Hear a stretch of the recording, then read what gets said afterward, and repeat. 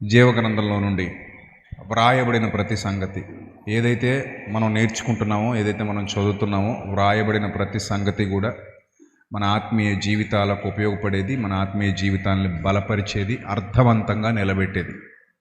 అర్థవంతంగానే కాదు, సమర్థవంతంగా నిలబెట్టేది. కనుక మనల్ని నిలబెట్టే మాట, మనల్ని బలపరిచే మాట మనం విడిచిపెట్టకుండా కడవరకు నమ్మకంగా, యథార్థవంతులుగా, యోగ్యులుగా, ఆయన చిత్తమును నెరవేర్చే పిల్లలుగా, ఆయన ఇష్టానికి లోబడిన పిల్లలుగా, ఆయన నామ మహిమార్థమై జీవించే గుంపులో ఉండడానికి ఎప్పుడు కూడా సంసిద్ధంగా ఉండాలి. అంటే వాక్యంతో మిమ్మల్ని మీరు మండింపబడుతూ మండించుకుంటూ ఉండాలి. ఎప్పుడు వాక్యం మిమ్మల్ని మండిస్తుందో, వాక్యం మిమ్మల్ని వెలిగిస్తుందో, మీ ఆత్మీయ జీవితాలు చల్లారిపోకుండా ఉంటాయి. లేదు, వాక్యానికి ఎప్పుడైతే దూరంగా జరుగుతూ ఉంటారో మీ ఆత్మీయ జీవితాలు క్రమేపీ కాలప్రవాహంలో కొట్టుకుపోతాయి.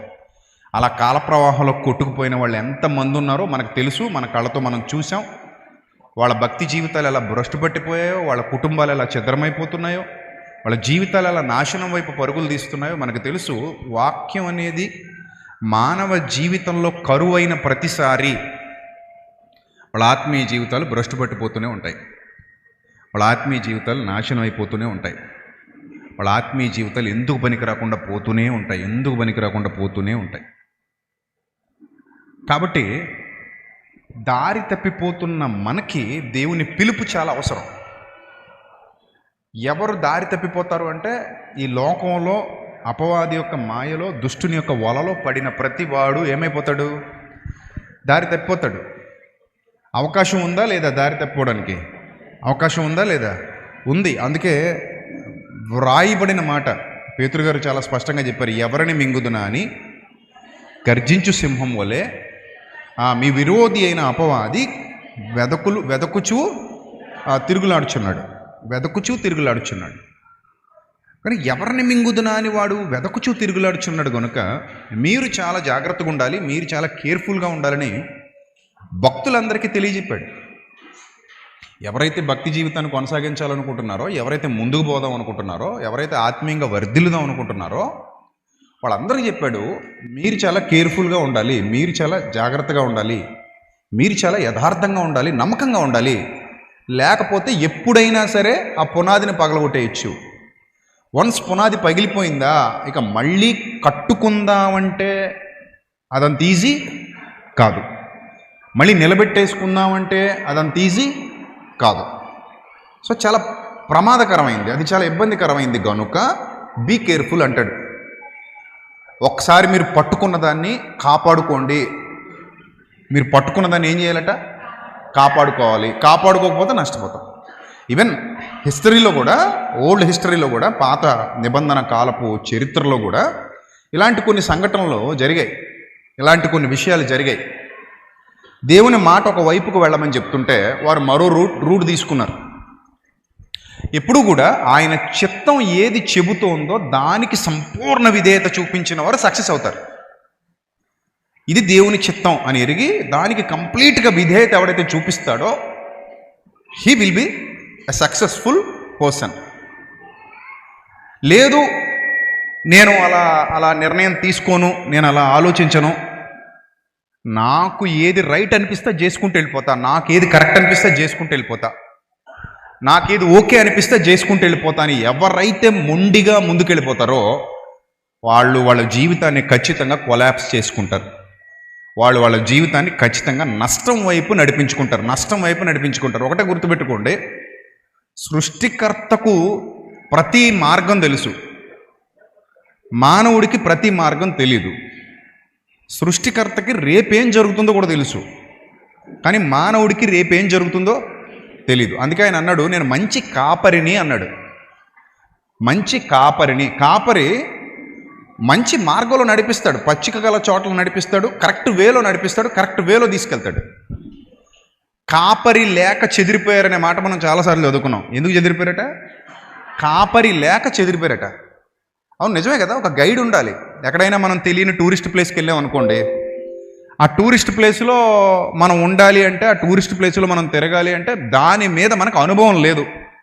మనం ఎప్పుడు అక్కడికి వెళ్ళలేదు. మనం ఎప్పుడు అక్కడికి వెళ్ళినప్పుడు మనకు అనుభవం లేనప్పుడు మరి ఆ టూరిస్ట్ ప్లేస్లో మనకు గైడ్ ఉంటే మనం కరెక్ట్గా మంచి మార్గంలో వెళ్ళగలుగుతామా? గైడ్ లేకుండా మనం మంచి మార్గంలో వెళ్ళగలుగుతామా? గైడ్ ఉండాలి. ఎందుకంటే ఆ ప్లేస్ మనకు తెలియదు, అసలు పూర్తిగా కొత్త ప్లేస్, పూర్తిగా మనకు ఐడియా లేని ప్లేస్ అది.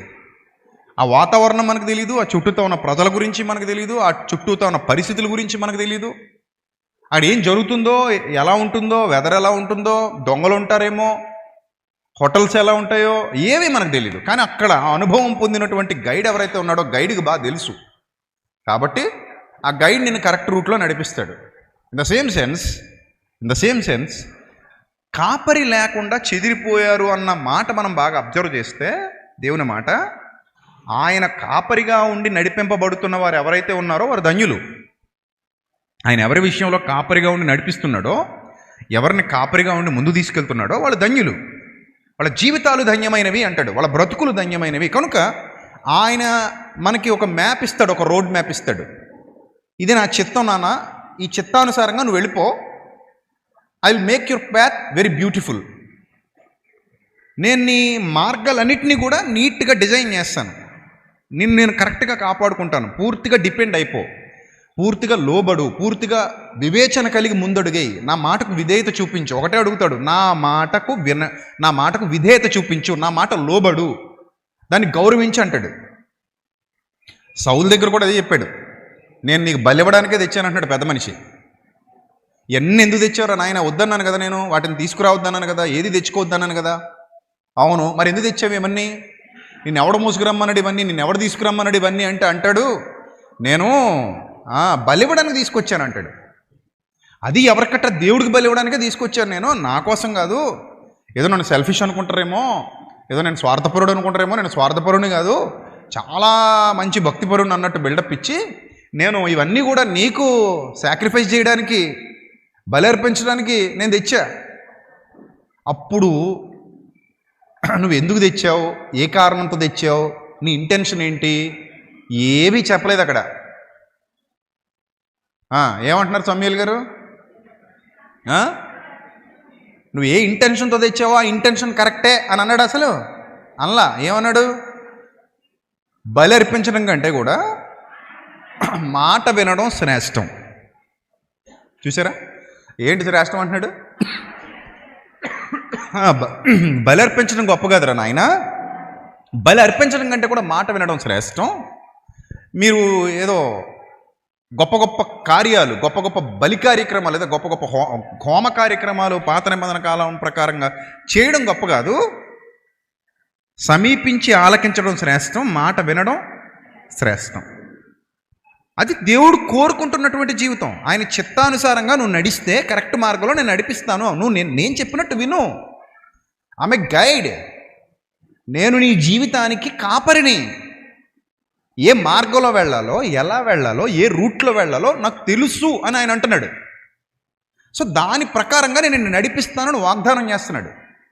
కానీ వీళ్ళు ఎవరైతే ఆయన మార్గాలకు వ్యతిరేకంగా పోతున్నారో వాళ్ళు, అది పాత నిబంధన కాలం నుండి నేటి వరకు ఎవరు ఆయన మార్గాలకు వ్యతిరేకంగా వెళ్తున్నారో వాళ్ళు ఆ గమ్యాన్ని చేరుకునే ప్రయాణంలో విఫలమైపోయారు. అందుకే యుగాంతమందున్న మనకు ఇవన్నీ కూడా దృష్టాంతములుగా వారికి సంభవించి, యుగాంతమందున్న మనకు బుద్ధి కలుగుటకై వ్రాయబడెను. I right? ఎందుకు రాయబడ్డాయట?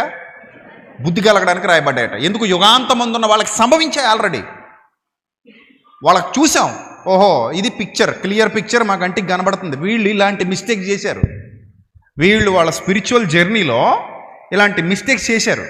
ఇదే సేమ్ మిస్టేక్ నేను కూడా చేస్తే, ఇదే విధంగా నేను కూడా చేస్తే, వాళ్ళు ఏ ప్రాబ్లం అయితే ఫేస్ చేశారో నేను కూడా అదే ప్రాబ్లం ఫేస్ చేయాలి. వాళ్ళు ఎక్కడ డేంజర్ జోన్లో ఇరుక్కున్నారో నేను కూడా అదే డేంజర్ జోన్లో ఇరుక్కోవాలి. వాళ్ళు ఎక్కడ ఫెయిల్ అయ్యారో నేను కూడా అక్కడే ఫెయిల్ అయిపోవాలి.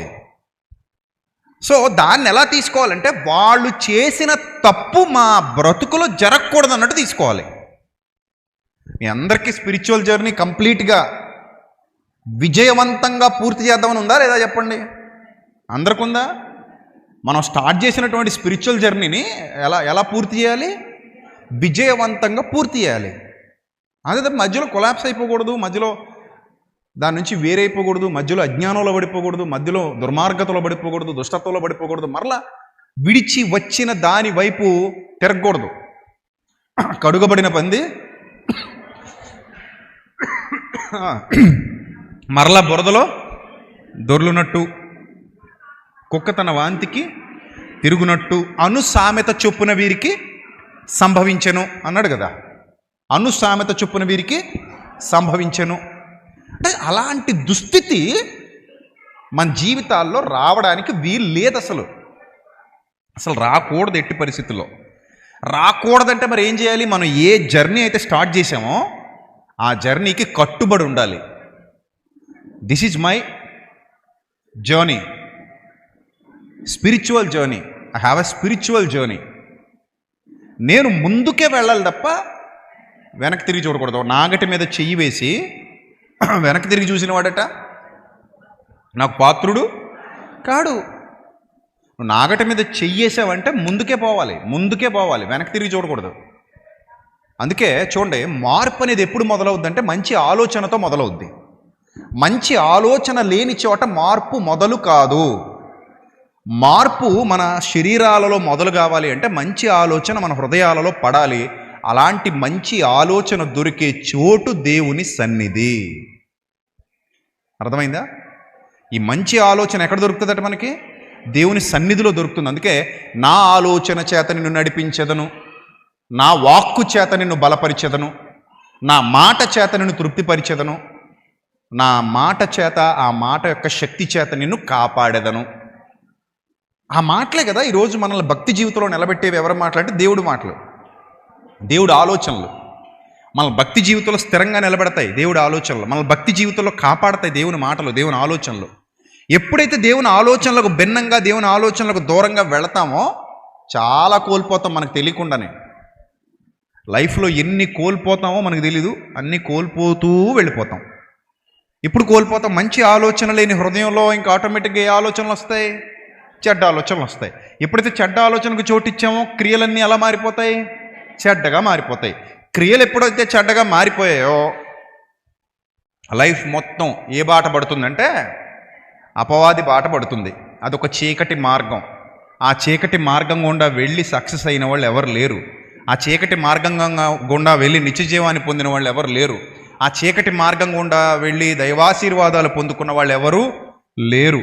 ఆ చీకటి మార్గంలో ప్రేతలు ఉన్నారు అంటాడు సామెతల గ్రంథంలో. ఎవరున్నారట? ప్రేతలు ఉన్నారు. ఆ చీకటి మార్గంలో దుష్టత్వం ఉంది. ఆ చీకటి మార్గంలో కనిపించని అగాధం ఉంది. ఆ అగాధంలో పడినవాడు ఎవడు బాగుపడినట్టుగా చరిత్రలో లేదు. బాగుపడినట్టుగా చరిత్రలో లేదు. ఎందుకంటే మనం ఊహించుకున్నట్టు కాదు కదా మానవ జీవితం.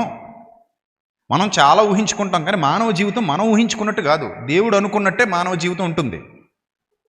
ఒక మనిషికి ఎప్పుడు పుట్టాలి? దైవ నిర్ణయం. ఎక్కడ పుట్టాలి? దైవ నిర్ణయం. ఎలా బతకాలి? దైవ నిర్ణయం. ఎప్పుడు చచ్చిపోవాలి? దైవ నిర్ణయం. ఎక్కడికి వెళదాం అనుకున్నా, ఏం చేద్దాం అనుకున్నా అవకాశం ఎలా ఇవ్వాలి? దైవ నిర్ణయం. దీన్నే ప్రపంచం అదృష్టం అంటది, లేదా విధి అంటది. కానీ ఒక విశ్వాస అంటాడు దైవ నిర్ణయం అంటాడు. విశ్వాసం ఏమంటాడు?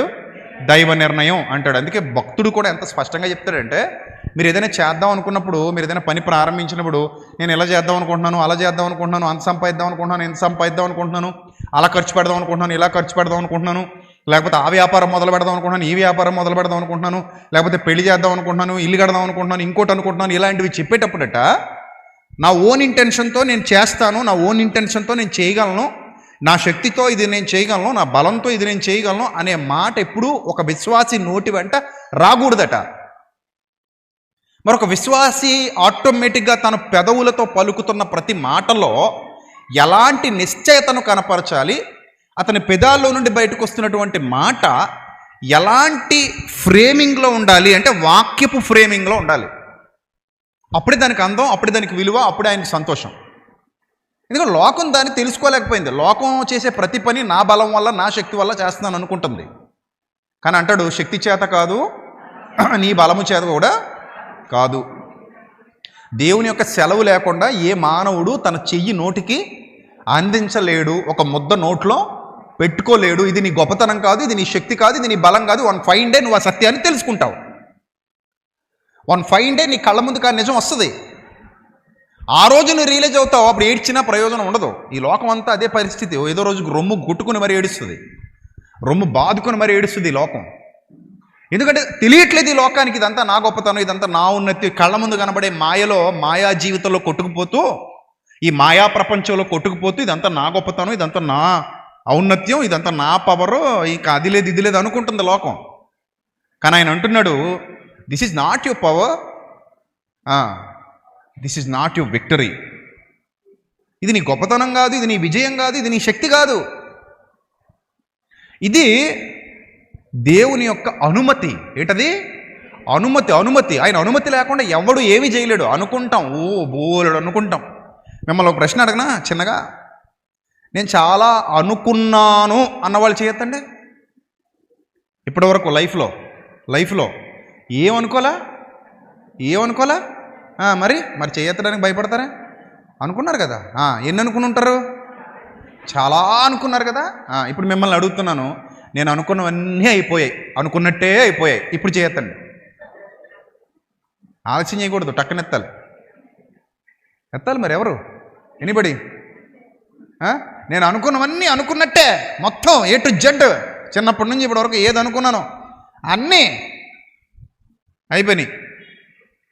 అయిపోయినాయా? అబ్బో, మనుష్యుని హృదయములో ఆలోచనలు అనేకములుగా పుట్టును. అంతేనా? అలాగే ఉందా బైబిల్లో?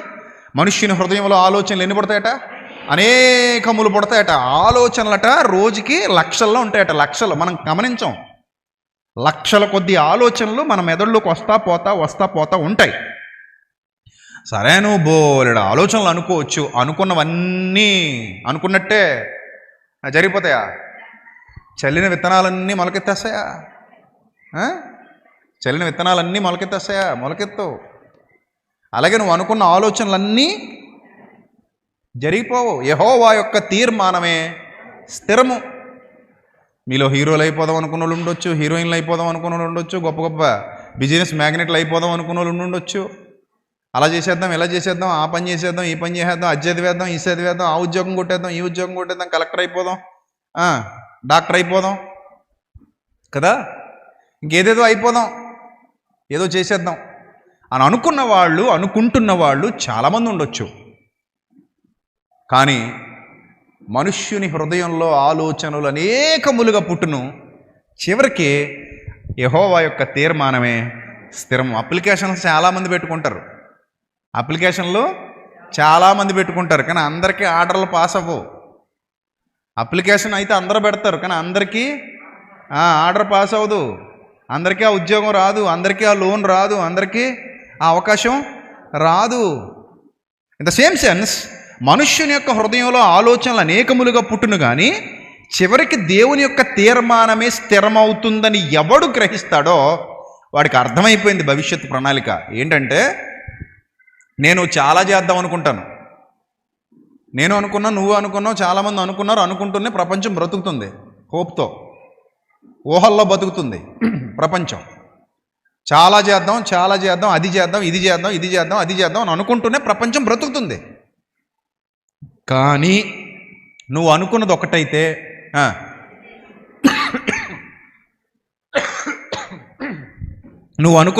దేవుడు అనుకున్నది మరొకటి. నువ్వు కోరుకున్నది ఒకటైతే దేవుడు ఇచ్చేది ఇంకొకటి. నువ్వు ప్రార్థించింది ఒకటైతే వచ్చిన ఫలితం మరొకటి. అంటే నీకేది అవసరమో ఎరిగినవాడు, నీ కొరకు సమస్తాన్ని సిద్ధపరిచినవాడు చక్కగా దాన్ని తగిన కాలమందు నీ దగ్గరకు పంపించగలడు. నువ్వు కొన్ని దుష్ట మార్గాల్లోకి వెళ్ళిపోయి, చీకటి మార్గాల్లోకి వెళ్ళిపోయి, నువ్వు అనుకున్న మార్గాల్లోకి వెళ్ళిపోతే వచ్చేది కూడా పోద్దని అదే చెప్తున్నాను నీకు. నువ్వు అనుకున్న మార్గాల్లోకి నువ్వు పోతే వచ్చేది కూడా రాదు, పోద్ది. ఎందుకంటే నువ్వు రాంగ్ డెసిషన్ తీసుకుంటున్నావు. రైట్ డెసిషన్ తీసుకోవాల్సిన చోట రాంగ్ డెసిషన్ తీసుకుంటున్నావు, కాబట్టి వచ్చేది కూడా పోద్ది. అప్పుడు అక్కడికి వెళ్ళి ఏడుస్తావు, అయ్యయ్యో ఇలా రాకుండా ఉంటే బాగుండేమో అని, ఇలా చేయకుండా ఉంటే బాగుండేమో అని.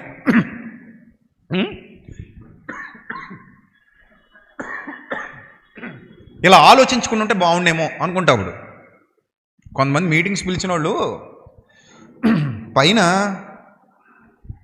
టాప్ ఏం పెట్టకుండా మంచులో నిలబెట్టి 11-12 అయ్యేంత వరకు వాక్యాలు చెప్పించుకుంటున్నారు. అది పరిస్థితి. నాకు మంచు పడదు, అది నా తల నిండా కురిసి దగ్గులో పెడుతుంది. చాలాసార్లు ఇబ్బందులు పడితే నేను అనుకుంటాను ఇంక ఇలాంటి వాళ్ళకి మీటింగ్లకి డేట్లు ఇవ్వకూడదు అనుకుంటాను. కానీ తప్పదు. తీరా అక్కడికి వెళ్ళాక పైన ఏముండదు, ఆ మంచులోనే వాకింగ్ చెప్పాలి, ఆ మంచులోనే నిలబడాలి చివరి వరకు. వాళ్ళ సభ బాగానే జరిగిపోద్ది. వాళ్ళ వరకు వాళ్ళ సభ ఎలా జరుగుతుంది?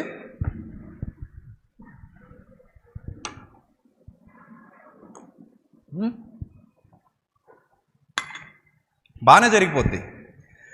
మనకి లాంగ్ జర్నీలో ఇబ్బంది వచ్చేస్తుంది అనమాట కొన్నాళ్ళ పాటు. సరే అడ్జస్ట్ అవ్వండి, మరి తప్పదు. కాన్సన్ట్రేషన్ అంతా వాక్యం మీద చేయండి. మధ్య మధ్యలో ఈ దగ్గును ఒక దరువు అనుకోండి, అంతే. మరి అంతే, మరి ఏం చేస్తాం, ఆపలేని దాన్ని. మాట్లాడుతూ ఉండగా వస్తూనే ఉంటుంది. సో ఈ ఎక్కడున్నాం మనం? దగ్గుకు ముందు మర్చిపోయింది. ఎక్కడున్నామండి? ఒక్కరు చెప్పండి.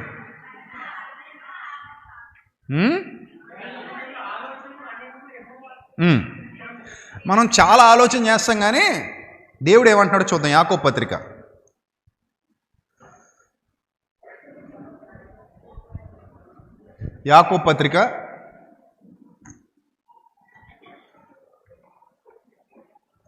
4వ అధ్యాయము. యాకోబు పత్రిక 4వ అధ్యాయము 13వ వచనం. యాకోబు పత్రిక 4వ అధ్యాయము 13వ వచనం. నేడైనను రేపైనను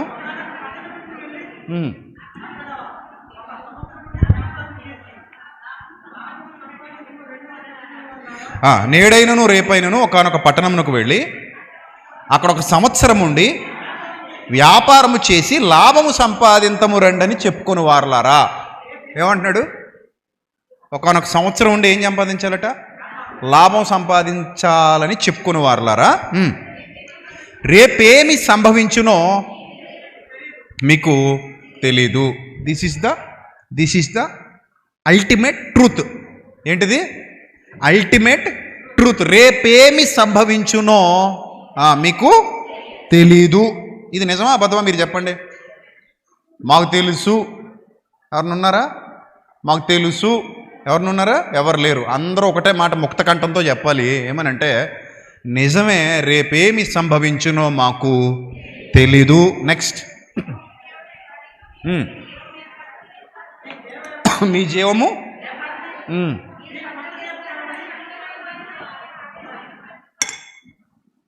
ఒక్కరు చదవండి. మీ జీవం ఏ పాటిది? మీరు కొంతసేపు కనబడి అంతలో మాయమైపోయే ఆవిరి వంటి వారు. ఎన్నోసార్లు చదువుకున్న వచనం ఇది. కానీ ఇక్కడ దాగి ఉన్న పరమార్థం మనకు అర్థం కావాలి. అదేంటంటే రేపు పలానా చేద్దాం అనుకుంటున్నాం, వచ్చే సంవత్సరం ఇలా చేద్దాం అనుకుంటున్నాం,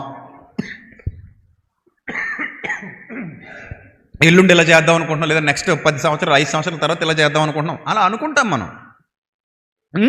ఇక్కడ అంటాడు ఆయన, మీ జీవం ఏ పాటిది? మీరు ఎంతలో కనబడి అంతలో మాయమైపోయి ఆవిరి వంటి వారు కనుక. మన డైలాగ్ ఎలా ఉండాలంటే, మనం చెప్పేటువంటి డైలాగ్ ఎలా ఉండాలట? చదవండి. ప్రభు చిత్తమైతే మనము బ్రతికి ఉండి ఇది అది చేతమని చెప్పుకోవడం వల్ల, అది నువ్వు ఏది చేద్దామన్నా సరే ఏమని చెప్పాలట? ఇప్పుడు చెప్పండి, మా అమ్మాయికి వచ్చే సంవత్సరం పెళ్లి చేద్దాం అనుకుంటున్నానండి, బాగుందా? మరి ఏమనాలి? యాడ్ చేయాలి. ఏం యాడ్ చేయాలి? ఏం యాడ్ చేయండి దానికి? ప్రభు చిత్తమైతే మా అమ్మాయికి మేము బతుకుంటే ప్రభు చిత్తమైతే వచ్చే సంవత్సరం పెళ్లి చేద్దాం అనుకుంటున్నాను. ప్రభు చిత్తమైతే వచ్చే సంవత్సరం ఇల్లు కడదాం అనుకుంటున్నాను. ప్రభు చిత్తం అయితే వచ్చే సంవత్సరం పలానా దేశానికి వెళదాం అనుకుంటున్నాను. ప్రభు చిత్తం అయితే పలానా వ్యాపారం స్టార్ట్ చేద్దాం అనుకుంటున్నాను. ప్రభు చిత్తం అయితే పలానా కోర్సు తీసుకుందాం అనుకుంటున్నాను. బాగుందా? ఇలా చెప్పాల్సిన వాళ్ళు ఏమని చెప్తున్నారు? నేను అది చేసేస్తా, ఇది చేసేస్తా, అలా చేసేస్తా, ఇలా చేసేస్తా, డౌన్ డౌన్ అనుకుంటున్నారు. నువ్వేం చేయాలన్నా సరే ఒకటే మాట నీ నోట్లోంచి రావాలి.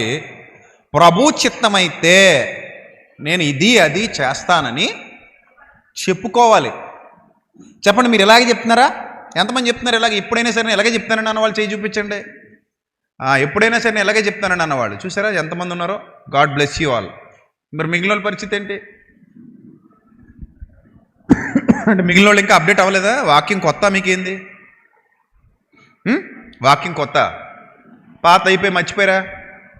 ఎక్కువ అయిపోయి నిండి పొర్లి పొంగిపోయి మొత్తం కప్పులో లేకుండా పోయిందని అంటారా? నా గిన్నె నిండి పొర్లి ఖాళీ అయిపోయిచున్నది.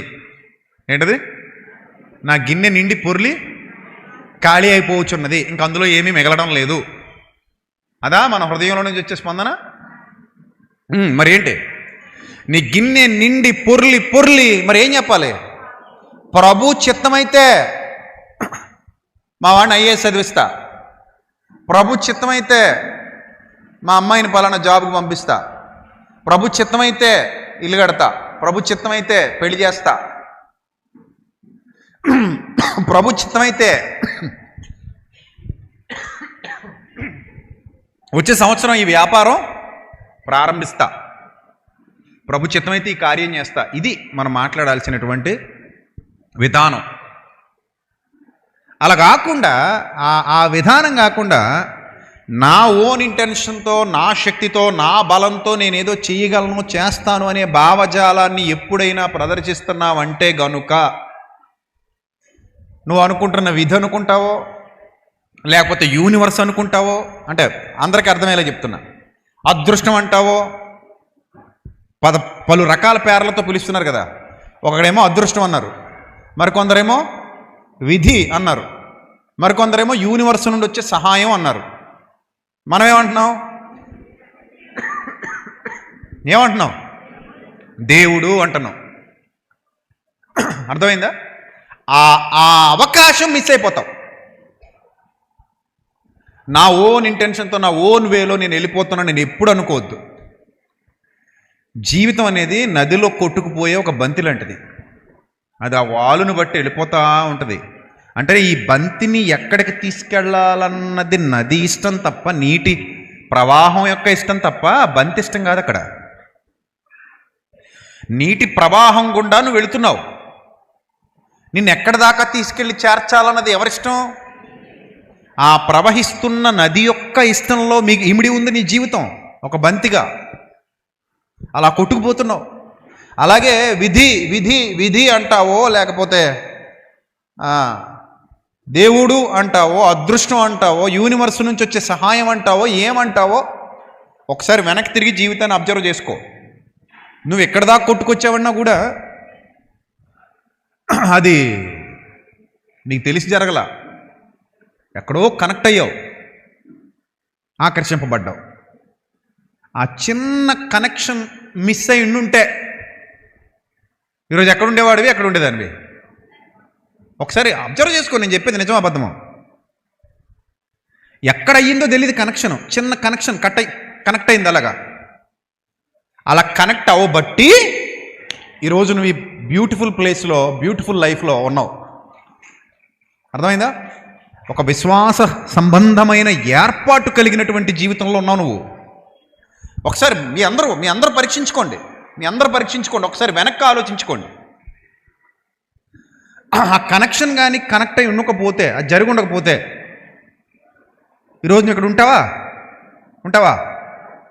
చెప్పమ్మా, ఉంటావా? ఉండవు. ఎక్కడ ఉండేవాడవో తెలీదు, ఎక్కడికి పోయేవాడవో తెలీదు, పోయేదానవో తెలీదు, ఎలా కొట్టుకుపోయేవాడవో కూడా తెలీదు. దీన్ని బట్టి మనం అడుగు వాటి కంటేను, ఊహించు వాటి కంటేను అన్నాడా? మనము అడుగు వాటి కంటేను, ఊహించు వాటి కంటేను అత్యధికముగా చేయ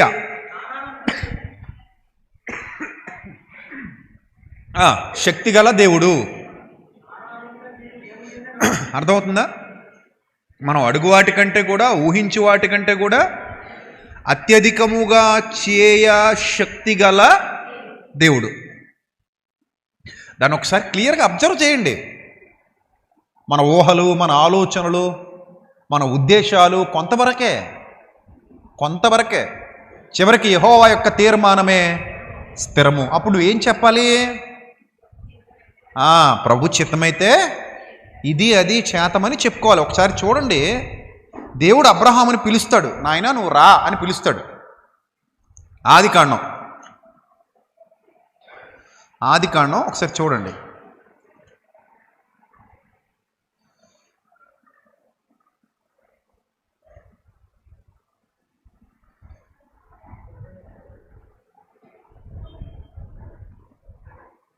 ఇరవై 27వ వచనం, 11:27. ఆదికాండం 11:27. తెరహు వంశావళి ఇది. తెరహు అబ్రహామును, నాహోరును, హారాను కన్ను. హారాను లోతును కన్ను. హారాను తాను పుట్టిన దేశమందలి కల్దీల ఊరను పట్టణములో తన తండ్రి అయిన తెరహు కంటే ముందుగా మృతి పొందెను. అబ్రహాము నాహోరు వివాహం చేసుకుని, అబ్రహాం భార్య పేరు శారయి గొడ్రాలై ఉంది. ఇక్కడ నుంచి చూడండి, కల్దీల కనానుకు వెళ్ళుటకు అబ్రహాము భార్య అయిన శారయ్యను తన కోడలిని తీసుకొని కనానుకు వెళ్ళుటకు కల్దీల ఊరను పట్టణములో నుండి వారితో కూడా బయలుదేరి హారాను మట్టుకు వచ్చి అక్కడ నివసించిరి. ఎక్కడ వరకు వచ్చి? హారాను మట్టుకు వచ్చి అక్కడ నివసించిరి. తెరహు బ్రతికిన దినములు 205 ఏండ్లు. తెరహు హారానులో మృతి పొందెను. ఇప్పుడు అపోస్తుల కార్యాలు 7వ అధ్యాయం 2వ వచనం చూద్దాం ఒకసారి. అదల్లా దృష్టిలో పెట్టుకోండి, ఇప్పటివరకు చదివింది దృష్టిలో పెట్టుకోండి. అపోస్తుల కార్యాలు 7వ అధ్యాయము 2వ వచనం చూడండి జాగ్రత్తగా. అందుకు స్టెఫను చెప్పింది ఏమనగా, సహోదరులారా, హారానులో కాపురం ఉండడానికి మునుపు ఎక్కడుండేవారట వీళ్ళు? మెసొపొతేమియాలో ఉండేవారట. చూసారా?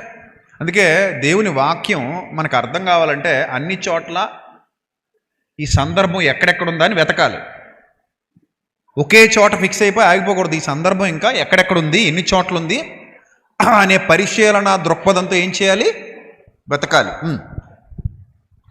మెసొపొతేమియాలో ఉన్నప్పుడు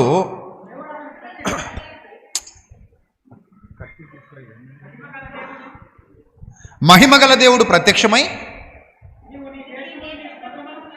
నీవు నీ దేశమును నీ స్వజనమును విడిచి బయలుదేరి నేను నీకు చూపించబో దేశమునకు రమ్మని అతనితో చెప్పాను. అప్పుడు అతడు కల్దీల దేశమును విడిచిపోయి హారానులో కాపురముండెను.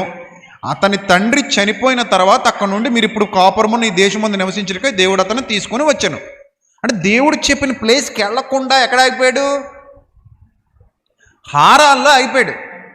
అందుకే హారానికి వెళ్ళమన్నది కాదు ఆయన ఉద్దేశం. ఎక్కడికి రమ్మంటున్నాడు ఆయన?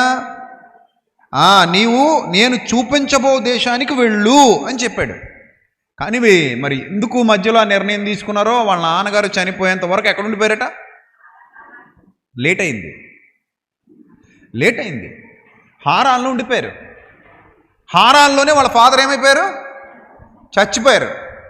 అప్పుడు అక్కడ నుంచి, నాయనా this is not right place, ఇది కాదు నేను చెప్పిన ప్లేస్, ఇది కాదు, ఇక్కడ నుంచి బయలుదేరని చెప్పి మరలా తీసుకొచ్చి ఆయన చూపించిన దేశమునకు నడిపించాడు. చూడండి, మన ఊహలు, మన ఉద్దేశాలు ఆగిపోతాయి, సాగవు.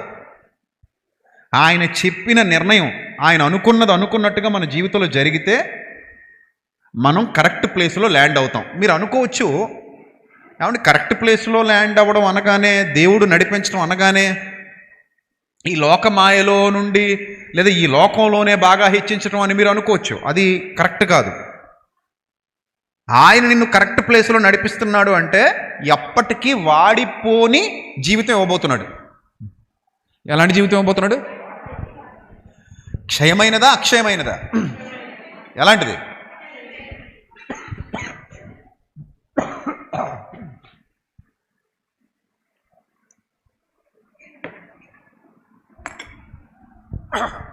ఆయన ప్రతి ఒక్కరికి, ఆయన యందు విశ్వాసం ఉంచిన ప్రతి ఒక్కరికి అక్షయమైన జీవితాన్ని ఇవ్వబోతున్నారు. క్షయమైనది కాదు.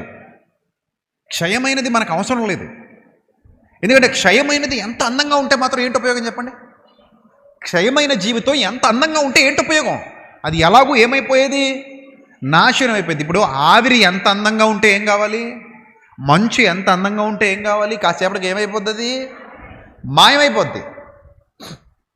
పాయింట్ అర్థం చేసుకోండి.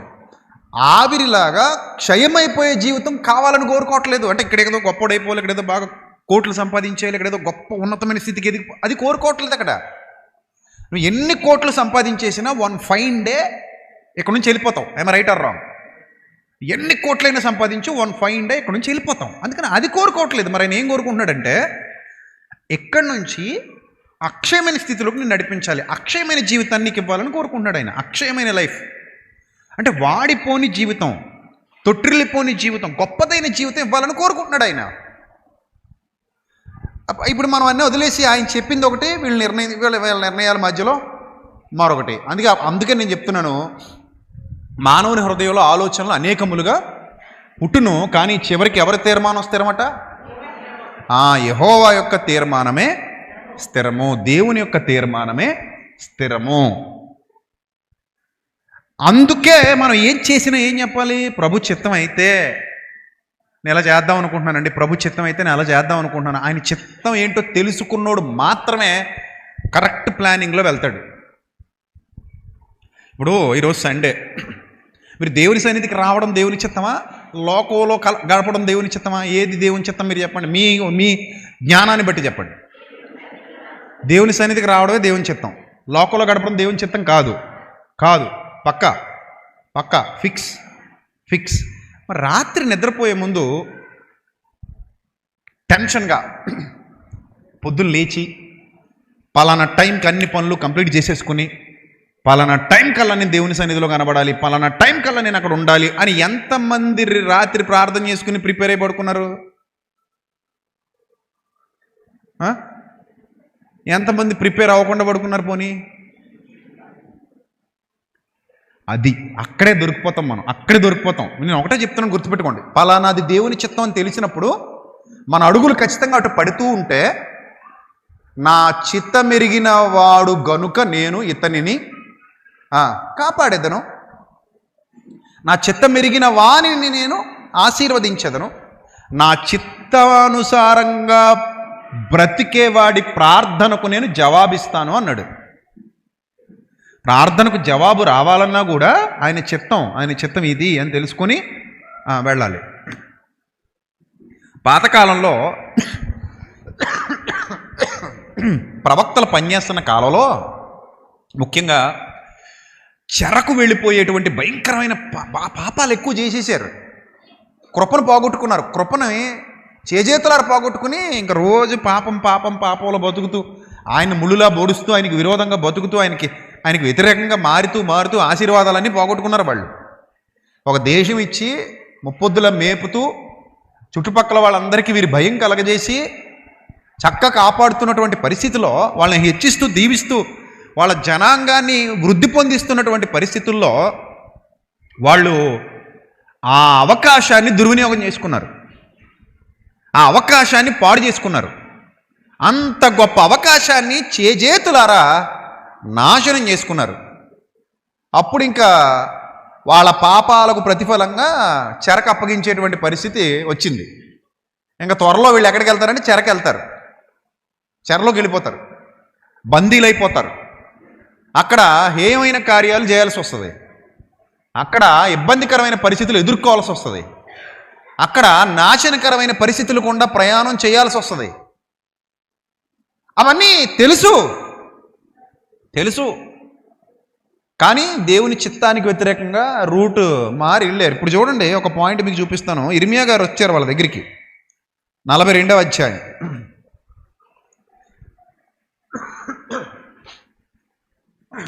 ఇర్మియా గ్రంథం 42వ అధ్యాయం.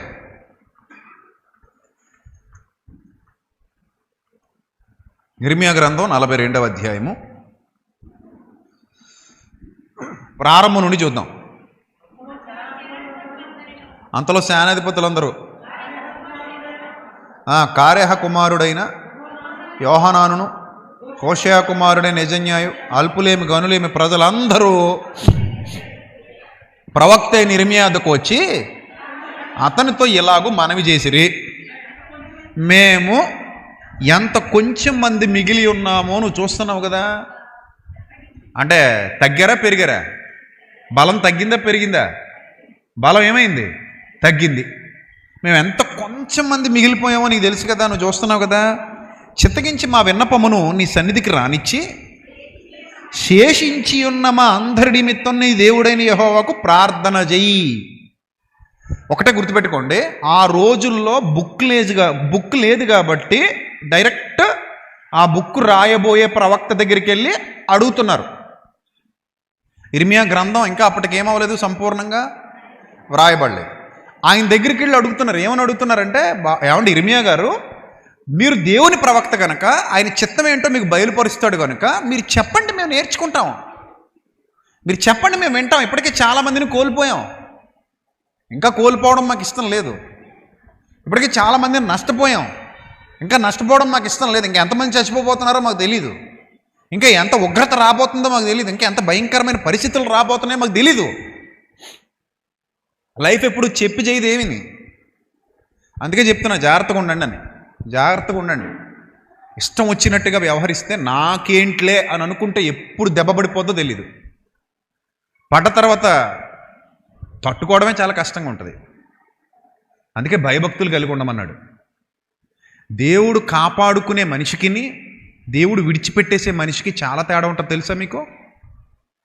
దేవుడు విడిచిపెట్టేసిన మనిషి ఎప్పటికీ ఎవరి ద్వారానూ కాపాడబడలేకుండా పోతాడు. అదే దేవుడు పట్టుకున్న మనిషి ఎప్పటికీ కాపాడబడతాడు, ఏదో రీతిగా కాపాడబడతాడు. అందుకే కాపాడబడే గుంపులోనే మనం ఉండడానికి ట్రై చేయాలి తప్ప విడిచిపెట్టబడే గుంపులో ఉండడానికి ట్రై చేయకూడదు. ఇది ఒక జ్ఞానవంతుడి లక్షణం. ఎవరి లక్షణం? వివేకవంతుడి లక్షణం. వివేకవంతుడు ఎప్పుడు కూడా సత్యమును బట్టి అతిశయిస్తాడు, కాపాడబడే గుంపులో ఉన్నందుకు ఆనందపడతాడు. అంటే ఇప్పుడు చెడిపోయి పడిపోయే గుంపులో ఉండకూడదు. చూడండి అక్కడ ఏమంటాడంటే, మేము నడవవలసిన మార్గమును చేయవలసిన కార్యమును నీ దేవుడైన యెహోవా మాకు తెలియజేయునుగాక అన్నాడు ఇక్కడ భక్తుడు. భక్తుడి దగ్గరకు వచ్చి చెప్తున్నారు, వాళ్ళు అడుగుతున్నారు, రిక్వెస్ట్ చేస్తున్నారు, మేము నడవవలసిన మార్గము చేయవలసిన కార్యము. ఎంత బాగుందో చూసారా? ఇందాక నుంచి మీకు చెప్తున్న సంగతి అదే, ఇదే ప్రసంగం. నడవవలసిన మార్గము అంటే ఆలోచన, చేయవలసిన కార్యము. నేను ఎలా ఉండాలి, నేను ఏ నిర్ణయం తీసుకోవాలి. వాక్యం ఎప్పుడైతే బాగా ఎక్కువ వింటా ఉంటావో నీకు అన్నీ ఆటోమేటిక్గా తెలిసిపోతుంటాయి. ఎవరైనా నిన్ను తప్పుదారిలోకి లాక్కొని పోదామని చూసినా కూడా నువ్వు తొందరగా వెళ్ళవు కూడా. ఎందుకు వెళ్ళవంటే నీకు తెలిసిపోద్ది, నీకు అర్థమైపోద్ది ఇది రైటా రాంగా, ఈ డెసిషన్ కరెక్టా కాదా. లేదా కొంతమంది మిమ్మల్ని చనువు ఎక్కువైపోయింది అనుకోండి, ఎక్కడ పడితే అక్కడ తీసుకెళ్ళిపోదామని చూస్తారు. ఏదో పేనుకు పెత్తనం ఇత్తేనట, తలకి కన్నం పెడిసిందట. జాగ్రత్త సుమా, ఎవడు పడితే వాడికి మీ మీద అధికారం ఇవ్వకూడదు. అలా ఇచ్చావనుకో నిన్ను రాంగ్ వేలో తీసుకెళ్ళిపోతాడు, వాడికి అనుకూలమైన మార్గాల్లో తీసుకెళ్ళిపోతాడు, వాడికి నచ్చిన మార్గంలో తీసుకెళ్ళిపోయి నీ చేత కూడా తప్పు చేయిద్దామని చూస్తాడు, నీ చేత కూడా పొరపాట్లు చేయిద్దామని చూస్తాడు. ఎవరైనా సంతకాలు పెట్టేయమంటే పెట్టేయకూడదు, ఎవరైనా వచ్చేయంటే తొందరపడి వెళ్ళిపోకూడదు, ఎవరైనా అబద్ధాలు చెప్తే తొందరపడి నమ్మేయకూడదు. ఏదో పలానా చోట లాభం రాబోతుంది, నీకు పలానా లాభం వస్తుంది, అంత వస్తుంది ఇంత వస్తుంది, పద నాతో రా అంటే వెళ్ళిపోకూడదు. అర్థమైందా? కొంతమంది అలా మోసపోయిన వాళ్ళు ఉన్నారు, మాయలో పడిపోయిన వాళ్ళు ఉన్నారు, ఇరుక్కుపోయిన వాళ్ళు ఉన్నారు. అందుకే ఒకడు నిన్ను పాపము చేయుటకు ప్రేరేపించగా నా కుమారుడా ఒప్పకుము అన్నాడా లేదా? పాపం చేయడానికి ప్రేరేపిస్తేనట ఏం చేద్దాం అన్నాడు, నా కుమారుడా ఒప్పుకోకు అంటున్నాడు. కాబట్టి జాగ్రత్త. మన మన మన మీద అధికారం ఒక లోక సంబంధికి ఇస్తే ఆ లోక సంబంధి తన అపవిత్ర కార్యాలకు నిన్ను బలి చేయగలడు. గుర్తుపెట్టుకో. అందుకే తొందరపడకూడదు, ఎప్పుడు తొందరపడకూడదు. జాగ్రత్తగా ముందుడికి వెళ్ళి తెలిసిపోద్ది. నువ్వు ఎప్పుడైతే వాక్యంలో పెంపారుతూ ఉంటావో, వాక్యంలో ఎదుగుతూ ఉంటావో, నీ దగ్గరకు వచ్చిన ఆలోచనని నీలో ఉన్న వాక్యమే స్కాన్ చేసేస్తుంది. It is a beautiful gift for all. విశ్వాసులందరికీ దేవుడిచ్చేటువంటి గొప్ప బహుమానం ఇదే. ఎవరి హృదయంలో అయితే వాక్యాన్ని నింపుకుంటారో, ఎవరి హృదయంలో అయితే వాక్యాన్ని పెట్టుకుంటారో, వాడెవని చేతను వివేచింపబడడు, వాడన్నిటినీ వివేచిస్తాడని వాక్యం సెలవిస్తుంది. వాడు సమస్తాన్ని ఏం చేస్తాడట? వివేచిస్తాడు. ఎవని చేతను వివేచింపబడడు. ఎందుకంటే లోపల వాక్యం ఉంది, అది చెప్తుంది. నా కుమారుడా నువ్వు ఈ రూట్లో వెళ్ళొద్దు, నా కుమారుడా నువ్వు ఈ రూట్లో వెళ్ళు. నువ్వు లోపల దాచుకున్నావు దేవుని మాట. అది నిన్ను కాపాడుతుంది. సరైన సమయంలో సరైన విధంగా నిన్ను కాపాడుతుంది ఆ దేవుని వాక్యం, ఆ దేవుని మాట. ఆ దేవుని మాటకున్న శక్తి అలాంటిది, బలం అలాంటిది. కాబట్టి తొందరపడొద్దు. కనిపెడుతున్నారట వీళ్ళు, వచ్చి అడుగుతున్నారు, మేము నడవలసిన మార్గం, మేము చేయాల్సిన కార్యం, మేము నడవలసిన మార్గం, మేము చేయాల్సిన కార్యం నీ దేవుడికి యెహోవా మాకు తెలియజేయునుగాక అన్నారు. మరి ఈ స్థితి మనకు ఉండాలి. ఈ స్థితి ఉండాలి అంటే ఎక్కడ దేవుని మాట దొరుకుతుందో అక్కడికి పరిగెత్తుకుపోవాలి. ఇది లాభం. ఇది మాకు, మా కుటుంబానికి, మా పిల్లలకి ఇది ఏంటిది? లాభం. ఇది బాగా గమనించండి అందరూ కూడా. ఇది లాభం మనకి. దేవుని మాట మనకి లాభాన్ని చేకూర్చేది. దేవుని మాట మనకి దీవెన అనుగ్రహించేది. దేవుని మాట మనకి బలాన్ని ఇచ్చేది. దేవుని మాట మనకి శక్తినిచ్చేది. ఇది లాభం అని గుర్తించిన ప్రతి ఒక్కరూ ఆ లాభాన్ని సంపాదించుకోవడానికి పరిగెత్తాలి. ఆ లాభాన్ని సొంతం చేసుకోవడానికి ముందుకు కదలాలి. ఆ లాభాన్ని వశం చేసుకోవడానికి పరిగెత్తాలి. అలాంటి ఒక మంచి దృక్పథం, భక్తి జీవితం, విశ్వాసపు జీవితం కలిగి ఉండాలి. లేదంటే ఏం చెప్పండి, ఎక్కడైనా సరే ఆయన కృప తప్పింది అంటే ఏమైపోతావు? దొరకం. ఇంక మనం దొరకం. ఎక్కడ పోతామో తెలీదు.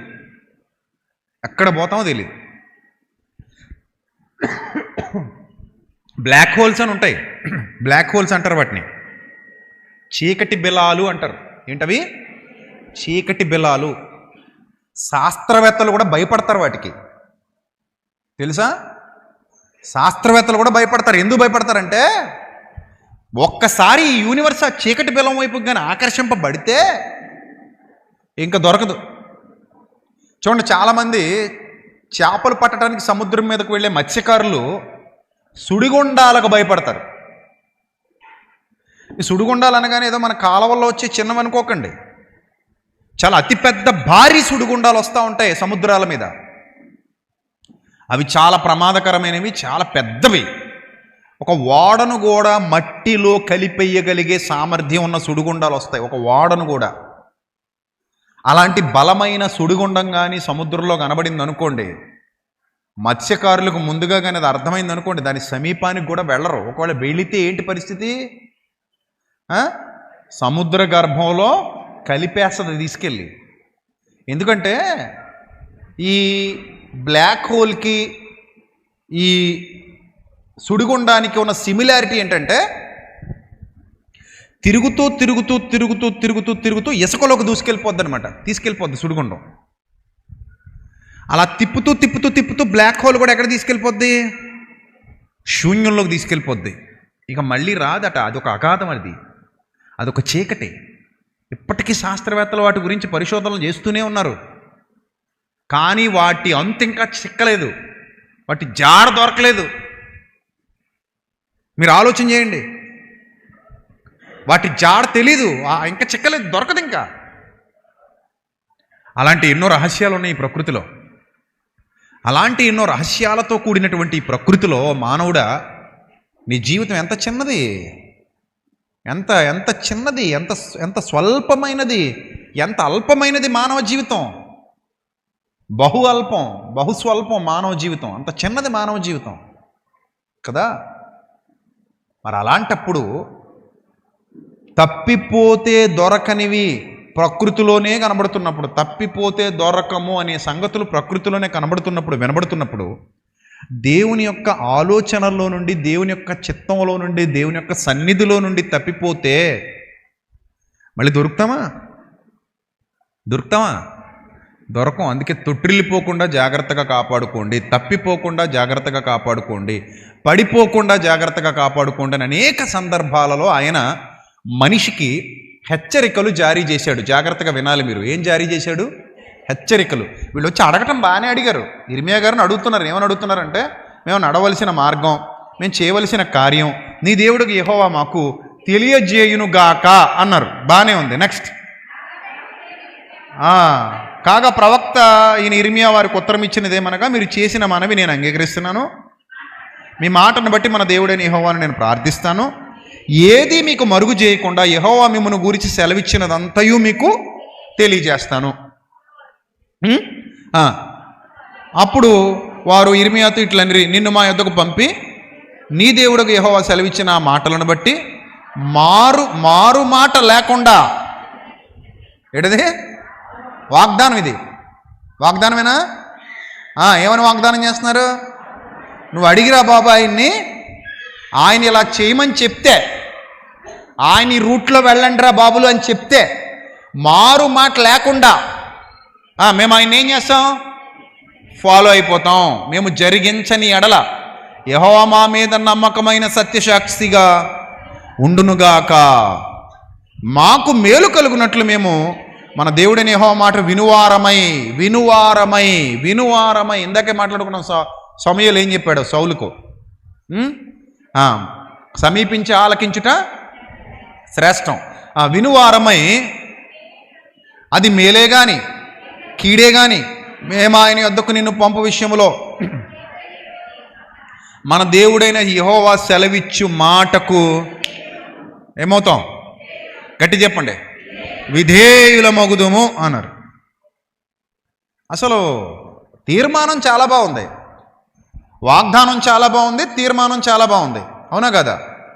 వాగ్దానం బాగుంది, తీర్మానం బాగుంది, కానీ దాని ప్రకారంగా జీవించే జీవితం ఉందా లేదా అనేది ఇంపార్టెంట్. ఇక్కడికి వచ్చిన వాళ్ళందరూ ఏ ఉద్దేశంతో వస్తారంటే, సన్నిధికి వచ్చే వాళ్ళందరూ దేవుని మాట వినడానికి వెళ్తున్నాం, మంచిది, ఆత్మతో సత్యముతో. సత్యం అనగా ఏంటి? దేవుని వాక్యం. ఆత్మ అనగా పరిశుద్ధాత్మ. దేవుని ఆత్మశక్తితో సత్యముతో ప్రభువును ఆరాధించడానికి మేము ప్రభు సన్నిధికి వెళుతున్నాం, మంచిది.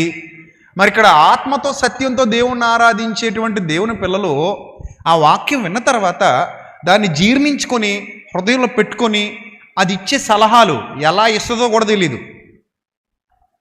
నేను అందుకే చెప్తున్నా, ఏదైనా సరే నాటబడినివ్వండి, టైంకి అది ఉపయోగపడుద్ది. నీకు భోజనం అనగానే ఓన్లీ అన్నం కాదు కదా. క్యారెట్ తింటావు, కూరగాయలు తింటావు, మధ్యలో ఫ్రూట్స్ తింటావు, ఆకుకూరలు తింటావు, మాంసం తింటావు, గుడ్లు తింటావు కదా. ఇంకేమైనా పప్పులు, దినుసులు, డ్రై ఫ్రూట్స్, రకరకాలన్నీ తింటావు. అన్నీ ఒకందుకే పనిచేస్తాయా? చెప్పండి, అన్నీ ఒకందుకే పనిచేస్తాయా? రకరకాల ప్రయోజనాలు ఉంటాయి. అన్నీ తినడం వల్ల ఏముంటాయి?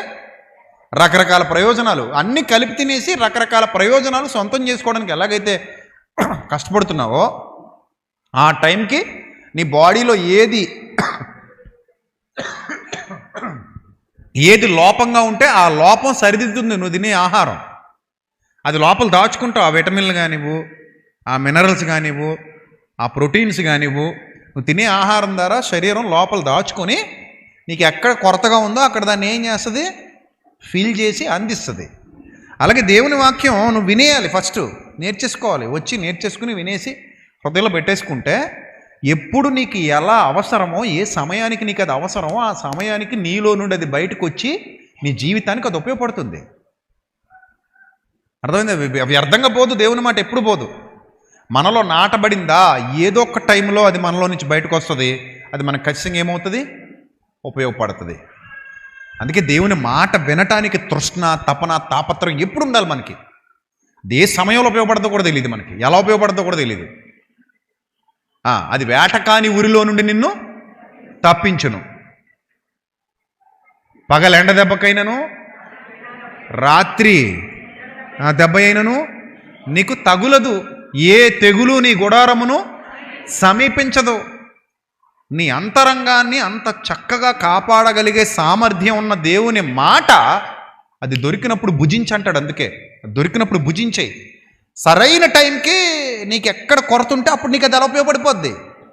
కొరత ఉన్న ప్రతి చోట నీకు దేవుని వాక్యం ఉపయోగపడుతూ ఉంటుంది. అర్థమైందా? రైట్. ఇప్పుడు ఇంత చెప్పారు కదా, చాలా చక్కగా మేము నేర్చేసుకుంటామన్నారు, మేము ఇంకా అసలు తప్పిపోమన్నారు, మేము ఇంకా మీరు ఏది చెప్తే అది ఫిక్స్ అన్నారు. సరే, ఒక 10 రోజులు గడిచిపోయాట. 10 రోజులు గడిచిపోయిన తర్వాత యెహోవా వాక్కు యిర్మీయాకు ప్రత్యక్షమైంది 7వ వచనంలో.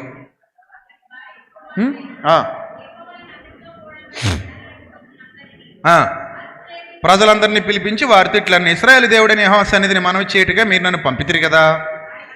ఆయన సెలవిచ్చినదేమనగా, నేను మీకు చేసిన కీడును గురించి సంతాపం పొంది ఉన్నాను. మీరు తొందరపడక ఈ దేశంలో కాపురమున ఎడల పడగొట్టక నేను మిమ్మల్ని స్థాపిస్తాను, పెళ్ళగింపక నాటుతాను. మీరు బబులోను రాజుకు భయపడుచున్నారే, అతనికి భయపడకండి. అతని చేతిలో నుండి మిమ్మల్ని తప్పించి మిమ్మల్ని రక్షించుటకు నేను మీకు తోడై ఉన్నాను. అతనికి భయపడకండి. మరియు అతడు మీ ఎడల జాలిపడి మీ స్వదేశమునకు మిమ్మల్ని పంపునట్లు మీ ఎడల నేను అతనికి జాలి పుట్టిస్తాను. చూసారా ఫ్యూచర్ ఎంత బాగా చెప్తున్నాడో. ఇది నా ప్రణాళిక నాన్న, మీ విషయంలో నేను ఇలా చేస్తానని చెప్తున్నాడు. ఇది ఫ్యూచర్ చెప్తున్నాడా. అయితే మీరు మీ దేవుడైన యెహోవా మాట వినని వారై ఈ దేశమందు కాపురం ఉండక మనం ఐగుప్తు దేశమునకు వెళదాం, అక్కడ యుద్ధం చూడక బోరధ్వని వెనక ఆహారపులేమి చేత ఆకలి కొనక వందుం గనక అక్కడనే కాపురం ఉందామని మీరు అనుకుని ఎడల యోధావారిలో శేషించిన వారులారా, యెహోవా మాట ఆలకించండి. ఇశ్రాయేలు దేవుడు సైన్యములకు యెహోవా ఇలాగ సెలవిస్తున్నాడు, ఐగుప్తునకు వెళ్ళాలని నిశ్చయించుకుని అక్కడే కాపురం ఉండుటకు మీరు వెళ్ళిన ఎడల మీరు భయపడుతున్న ఖడ్గం అక్కడ ఐగుప్తు దేశముననే మిమ్మల్ని తరిమి పట్టుకుంటుంది. మీకు భయం కలుగుజే క్షామం, కరువు ఐగుప్తులోనే మిమ్మల్ని తరిమి కలుసుకుంటుంది. అక్కడే మీరు చచ్చిపోతారు. నేను వారి మీదకి రప్పించి కీడు నుండి వారిలో శేషించేవాడైనా తప్పించుకునేవాడైనా ఉండడు. కనుక అక్కడ నివసించాలని అక్కడికి వెళ్ళడానికి ఎవరైతే నిశ్చయించుకుంటారో వాళ్ళు నాశనం అవుతారు. కనుక నేను మీకు చెప్తున్నాను, నా కోపం నా ఉగ్రత యెరూషలేము నివాసుల మీదకి వచ్చినట్టు మీరు ఐగుప్తుకు వెళ్ళిన ఎడల నా ఉగ్రత మీ మీదకి వచ్చును. గనుక మీరు శాపాస్పదముగా భీతి పుట్టించేవారుగా దోషణాస్పదముగా తిరస్కరింపబడువారుగా ఉంటారు. గనుక ఈ స్థలమును మరి ఎప్పుడు చూడరు. గనుక యోధా శేషులారా, ఐగుప్తుకు వెళ్ళకూడదని యెహోవా మీకు ఆజ్ఞాపించినట్టు నేడు మీకు సాక్ష్యం ఇచ్చితనని మీరే నిశ్చయముగా తెలుసుకొనుచున్నారు. క్లియరా? ఫస్ట్ ఏం జరిగింది ముగించుకుందాం. ఫస్ట్ ఏం జరిగింది? వాళ్ళు వచ్చి, అయ్యా దేవుడు ఏది చెప్తే అది చేయడానికి వీఆర్ ఆల్ రెడీ అన్నారా లేదా? మేము రెడీగా ఉన్నాం, నువ్వు అడుగు, ఆయన్ని చెప్పమను, ఆయన ఏది చెప్తే అది ఫాలో అయిపోతాం, ఆయన ఎలా చెప్తే అలా వింటాం, ఆయన ఎక్కడ వెళ్ళమంటే అక్కడికి వెళ్తాం, ఆయన ఎలా ఉండమంటే అలా ఉంటాం.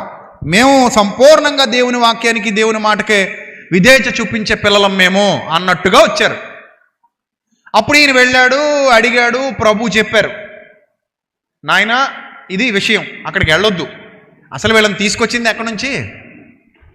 ప్రారంభంలో వీళ్ళ పితరుల్ని ఐగుప్తు నుంచి. వీళ్ళ పితరులందరూ ఎక్కడ బానిసలుగా ఉండేవారు? ఐగుప్తులో. అక్కడి నుంచి తీసుకొచ్చాడు. ఇప్పుడు మళ్ళీ వీళ్ళు ఏమనుకుంటున్నారంటే అదే సేఫ్ ప్లేస్ అనుకుంటున్నారు, అదే సేఫ్ జోన్ అనుకుంటున్నారు. మళ్ళీ అక్కడికి వెళ్ళిపోతే మేము హ్యాపీగా ఉంటాం అనుకుంటున్నారు. మళ్ళీ అక్కడికి వెళ్ళిపోతే మేము ఆనందంగా ఉంటాం అనుకుంటున్నారు. మళ్ళీ అక్కడికి వెళ్ళిపోతే మేము సంతోషంగా ఉంటాం అనుకుంటున్నారు. చాలామంది చూడండి, ఇక్కడ ఈ సందర్భాన్ని చూస్తుంటే ఎంత బాధ అనిపిస్తుంది అంటే,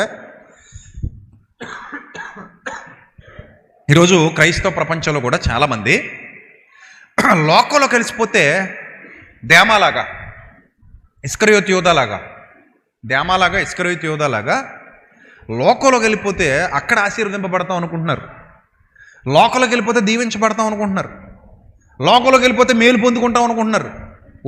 వచ్చేసాం అక్కడ నుంచి. వచ్చేసి కొత్త మార్గంలో అడుగుపెట్టావు, నీతి మార్గంలో అడుగుపెట్టావు. నువ్వు పరిశుద్ధుడిగా పరిశుద్ధురాలిగా పిలువబడుతున్నావు, యథార్థవంతుడిగా యథార్థవంతురాలిగా పిలువబడుతున్నావు. దేవుని కృపలో దేవుని కాపుదలలో వర్ధిల్లుతున్నావు, కట్టబడుతున్నావు, నిలబెట్టబడుతున్నావు, కాపాడబడుతున్నావు. మళ్ళీ నేను అట్టే పోతా అని అనుకున్నావంటే ఖచ్చితంగా ఏమైపోతావు? నష్టపోతావు. వద్దు నాయన, ఈ మార్గంలో నుండి వెళ్ళొద్దు నాయన, ఈ మార్గాన్ని విడిచిపెట్టొద్దు. నీతి మార్గంలో నుండి దుర్నీతులకు మళ్ళీ వెళ్ళొద్దు, వెలుగులో నుండి చీకట్లోనికి మళ్ళీ వెళ్ళొద్దు. ఏదైతే విడిచిపెట్టొచ్చావో మరలా ఆ దుష్ట మార్గాల్లోనికి నువ్వు వెళ్ళొద్దు అని దేవుడు సెలవిస్తున్నాడు. నువ్వు వెళ్ళొద్దు అంటున్నాడు తప్ప వెళ్ళమని ఎక్కడా చెప్పట్లా. వెళితే పడిపోతావు, వెళితే నష్టపోతావు, వెళితే చెడిపోతావు, వెళితే పాడైపోతావు. వచ్చిన వాళ్ళందరూ ఎంత ఇది ఒక రకమైన మానసిక రోగం అంటారన్నమాట. దీన్ని వచ్చేటప్పుడు ఏమని వచ్చారు? నువ్వు ఏం చెప్పినా వింటావని వచ్చారు. మరి చెప్తే విన్నారా? అప్పుడప్పుడు చూడండి, ఈ రోగం మన పిల్లల్లో కూడా కనబడుతుంటుంది. అప్పుడప్పుడు వీళ్ళు ఏమంటారు తెలుసా? మమ్మీ నువ్వు ఏం చెప్తే అదే వింటాను మమ్మీ, డాడీ నువ్వు ఏది చెప్తే అదే వింటాను డాడీ. 2 పీకేర్ అనుకోండి, అప్పుడు వస్తాయి ఈ మాటలు. ఏదైనా పనిష్మెంట్ ఇచ్చినప్పుడు వస్తాయి ఈ మాటలు. మీరు ఏది చెప్తే అదే మమ్మీ, ఇక మీద నువ్వు ఏది చెప్తే అదే డాడీ, ఇంక అస్సలు డాడీ నీ మాట జవ దాటను డాడీ, నువ్వు చెప్పిన మాటకు వ్యతిరేకంగా వెళ్ళను మమ్మీ, నువ్వు ఏదంటే అదే మమ్మీ, ఇంకా నా లైఫ్ అంతా నీ పాద సన్నిధిలోనే డాడీ, నీ పాద సన్నిధిలోనే మమ్మీ అంటారు.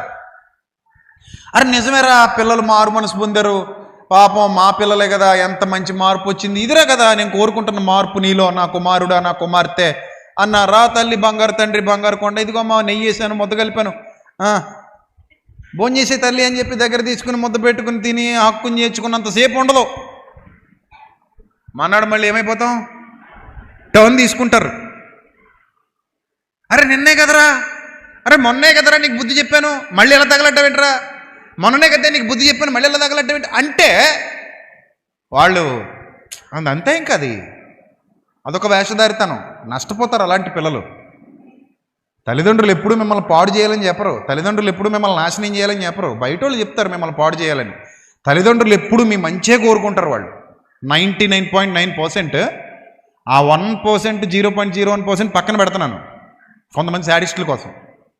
కానీ 99.9% తల్లిదండ్రులందరూ మీ మంచే కోరుకుంటారు. అర్థమైందా?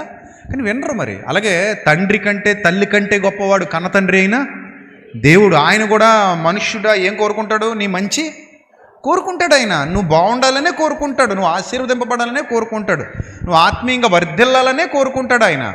అది తప్ప వేరే ఆలోచన ఆయనకి ఎట్టి పరిస్థితుల్లో ఉండదు. నీ విషయంలో ఆయన ఆలోచన ఎప్పుడు అలానే ఉంటుంది. నువ్వు బాగుండాలి, నువ్వు ఆశీర్వాదకరంగా ఉండాలి, నువ్వు దీవెనకరంగా ఉండాలని మాత్రమే ఆయన కోరుకుంటాడు. అదే చెప్పాడు వీళ్ళకి. కానీ వీళ్ళు ముందేమో ఓకే నువ్వు ఏది చెప్తే అదే అన్నారు, నువ్వు ఎలా చెప్తే అలాగే అన్నారు. కానీ యెహోవా యొక్క తీర్మానానికి ఆయన చిత్తానికి లోబడ్డారా? లోబడ్డా. చూడండి నెక్స్ట్ ఏం జరిగిందో చూడండి. 20వ వచనం, ఇర్మియా గ్రంథం 42వ అధ్యాయము 20. మన దేవుడైన యెహోవాకు మా నిమిత్తము ప్రార్థన చేసి మన దేవుడైన యెహోవా చెప్పినదంతయు మాకు తెలియజెప్పిన ఎడల మేము అలాగూ చేయదమని చెప్పుచు మిమ్మును మీరే మోసపుచ్చుకొనుచున్నారు. ఎవరు మోసం చేస్తున్నారట వీళ్ళని? వీళ్ళని వీళ్ళే మోసపుచ్చుకొనుచున్నారట. నేడు నేను మీకు దాన్ని తెలియజెప్పుచున్నాను, కానీ మీ దేవుడైన యెహోవా మీ వద్దకు నా చేత పంపిన వర్తమానమును మీరు ఆలకింపకపోతిరి. ఏ విధమైన రోగం అనాలి దీన్ని? మాట ఏమో ఓకే అంటుంది, మనసేమో నాట్ ఓకే అని ఫిక్స్ అయిపోయింది. పెదాల మీద నుండేమో అబ్బా మీరు ఏది చెప్తే అదే సార్ అంటున్నారు, లోపలేమో నువ్వు ఏం చెప్పినా నేను అటే పోతా అని ఫిక్స్ అయిపోయి ఉన్నారు. ఏంటి డ్రామా? మీరు ఆలోచించండి. అసలు ఇది ఎంత పెద్ద వ్యాధి అంటే, ఎంత పెద్ద జబ్బు అంటే ఇది చాలా మందిలో అక్కడక్కడ కనపడుతుంది. జాగ్రత్త, ఇది స్కానింగ్, ఇది చాలా మందిలో కనపడుతుంటుంది ఇలాంటి జబ్బు. అంటే నువ్వు ఏది చెప్తే దానికి ఓకే మై డియర్ లార్డ్ అంటారు. నా ప్రభువా నీ చిత్తమే సిద్ధించునుగాక డైలాగ్ అదిరిపోయింది. నా ప్రభువా నువ్వు ఏది చెప్తే అదే నా జీవితంలో, నువ్వు ఏదంటే అదే. నా సేవకుడా నువ్వు ఎలా చెప్తే అలాగే, నువ్వు ఎలా బతకమంటే అలాగే. అమ్మా నువ్వు ఎంత మంచి వాక్యం చెప్తున్నావు మాకు, నువ్వు ఎంత జ్ఞానాన్ని ఉపదేశిస్తున్నావు మాకు, నువ్వు ఎంత జ్ఞానాన్ని నేర్పిస్తున్నావు మాకు.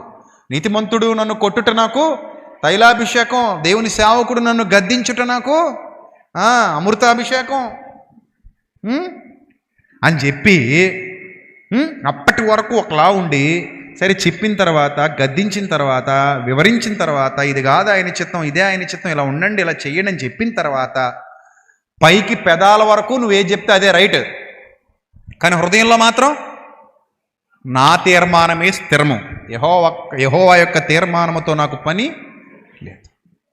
ఈరోజు కూడా చాలామంది ఇలాంటి మానసిక జాడ్యంలో ఉన్నారు. వాక్యం వినడానికి వస్తారు, వాక్యం వింటారు, వాక్యం నేర్చుకుంటారు, దేవుని సన్నిధిలో కూర్చుంటారు, అంత బాగానే ఉంది, భక్తిగా ఉన్నట్టుగానే ఉంటారు. ప్రభువా నువ్వు ఏది చెప్తే అది నేను వింటాను ప్రభువా అని మోకరిస్తారు, ఇక్కడ ప్రార్థన చేస్తారు. కానీ నిజంగా ఆ సమయానికి చెప్పినా కూడా దాన్ని ఏం చేస్తారు? పక్కన పెట్టేసి తృణీకరించేసి వెళ్ళిపోతారు. పక్కన పెట్టేసి తృణీకరించేసి వెళ్ళిపోతారు, వాళ్ళు అనుకున్న మార్గంలోకి వెళ్ళిపోతారు. కానీ గుర్తుపెట్టుకోండి, మనుష్యుని హృదయంలో ఆలోచనలు అనేకములుగా పుట్టును, కానీ చివరికి యెహోవా యొక్క తీర్మానమే స్థిరము. నువ్వు అనుకోవచ్చు ఎక్కడికో వెళ్ళిపోదాం, ఏదో చేసేద్దాం, యోనా అలాగే అనుకున్నాడు. తర్షీషునకు పోవు ఓడ ఎక్కి ఏం చేద్దాం అనుకున్నాడట? పారిపోదాం అనుకున్నాడట. మనుష్యుని హృదయములో ఆలోచనలు అనేకములుగా పుట్టును. ఎక్కడికి పోదాం అనుకుంటున్నాడు?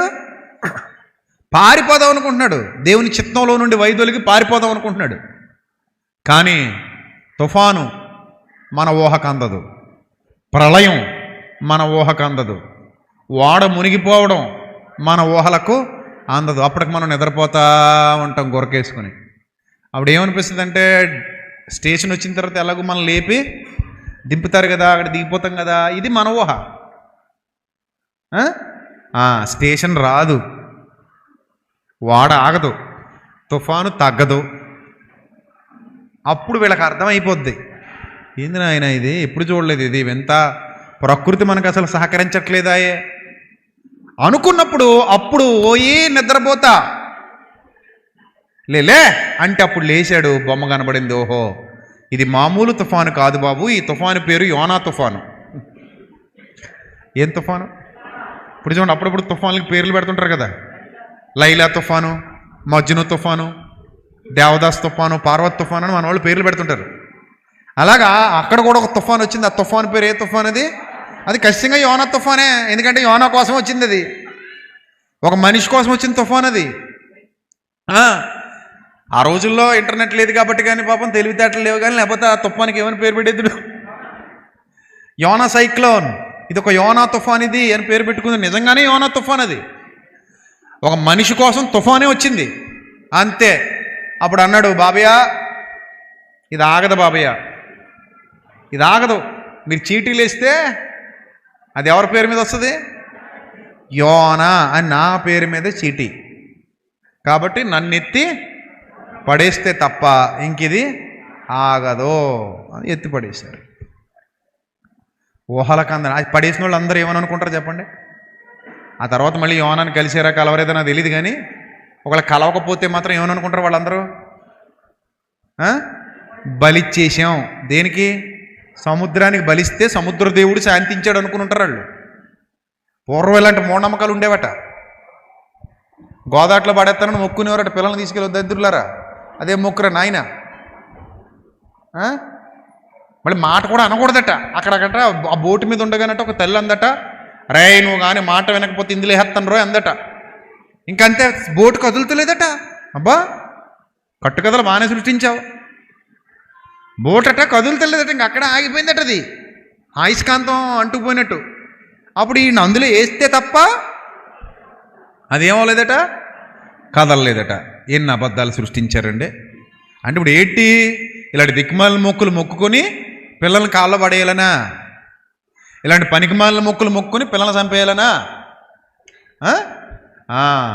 అప్పుడు యెహోవా యొక్క తీర్మానమే స్థిరము. యోనా తుఫాన్ వచ్చింది, యోనాను పడేస్తే తప్ప ముందుకు కదలలేదు. ఎవరి చిత్తం జరిగింది? యోనా చిత్తమా దేవుడి చిత్తమా? అదే యోనా ముందే బుద్ధిగా లోబడి ఉండుంటే ఎంత బాగుండేదో. ఆ దెబ్బ తినకుండా ఉండేవాడు. ఇప్పుడు మనం చూసాం కాబట్టి మనం కూడా సముద్రంలోకి వెళ్ళి చేప గడుపులో ఉండి రావాలా బయటికి? అంత ఈజీ అనుకుంటున్నారా? అదొక శోధన. అది మీరు యోనా పిక్నిక్కి వెళ్ళి రాలేదు, శోధనలో నుంచి వచ్చాడు బయటికి. అది బాధ.